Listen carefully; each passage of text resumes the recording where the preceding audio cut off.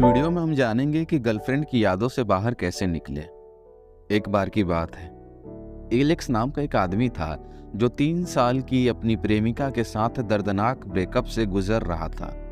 उनके रिश्तों की यादें उसके दिमाग में घूम रही थी, जिससे वो लगातार अतीत को फिर से जी रहा था और दुख की गहरी भावना को महसूस कर रहा था। एलेक्स जानता था कि उसे अपनी पूर्व प्रेमिका से छुटकारा पाने और उसे अपनी जीवन में साथ आगे बढ़ने की जरूरत है, लेकिन वो नहीं जानता था कि वो कैसे करे। वो कैसे अपनी गर्लफ्रेंड की यादों से छुटकारा पाए, वो कैसे उसके साथ गुजारे हुए वो 3 साल की यादों को वो भुला पाए। एक दिन एलेक्स को एक लेख मिला जिसमें बताया गया था कि अपनी पूर्व प्रेमिका से छुटकारा पाए और उसे कैसे भुलाया जाए। उन्हें दिलचस्पी हुई और उन्होंने लेख में सूचीबद्ध तरीकों को आजमाने का फैसला किया। पहला कदम, पूर्व प्रेमिका के संपर्क में सीमित करना था। यानी अगर आपकी पूर्व प्रेमिका है तो उसे अपने संपर्क को बिल्कुल कम कर दे या खत्म कर दे।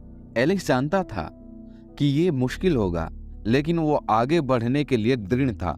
इसलिए उसने अपने फोन से उसका नंबर हटा दिया और उसे सभी सोशल मीडिया प्लेटफॉर्म से उसे अनफॉलो कर दिया। एलेक्स के लिए ये एक बड़ा कदम था, लेकिन अगर वो उसकी याददाश्त से बाहर निकलना चाहता था तो ये जरूरी भी था।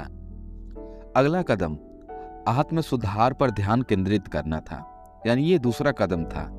एलेक्स हमेशा एक उत्सुक पाठक रहा था, इसलिए उसने एक नया शौक चुनने का फैसला किया। उन्होंने आत्म सुधार और व्यक्तित्व विकास पर किताबें पढ़ना शुरू किया और वो चकित था कि ये किताबें उनकी कितनी मदद कर रही थी।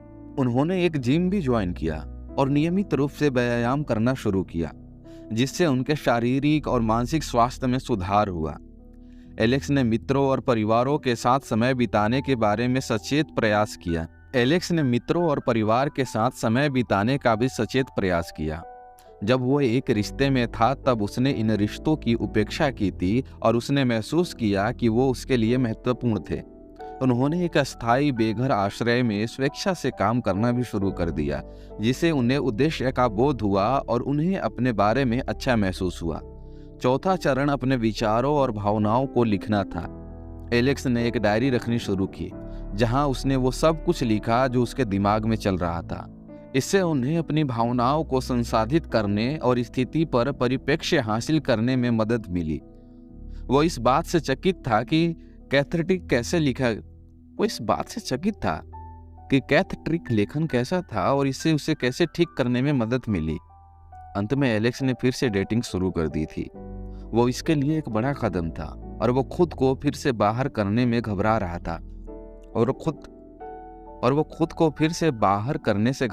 था लेकिन जल्द ही उन्हें एहसास हुआ कि डेटिंग से उन्हें फिर पूर्व प्रेमिका से छुटकारा पाने में मदद कर रही थी। अपनी पूर्व प्रेमिका से छुटकारा पाने में मदद कर रही थी। वो नए लोगों से मिले और उन्हें नए अनुभव किए, जिससे उन्हें वर्तमान पर ध्यान केंद्रित करने और अतीत में आगे बढ़ने में मदद मिली। साल बीतते गए और एलेक्स का एक बदला हुआ आदमी एक बदला हुआ आदमी था। उसने अपनी पूर्व प्रेमिका को पा लिया था और अपने जीवन के साथ आगे बढ़ गया था। वो जीवन में जहाँ था उससे खुश, पूर्ण और संतुष्ट कोई नहीं था।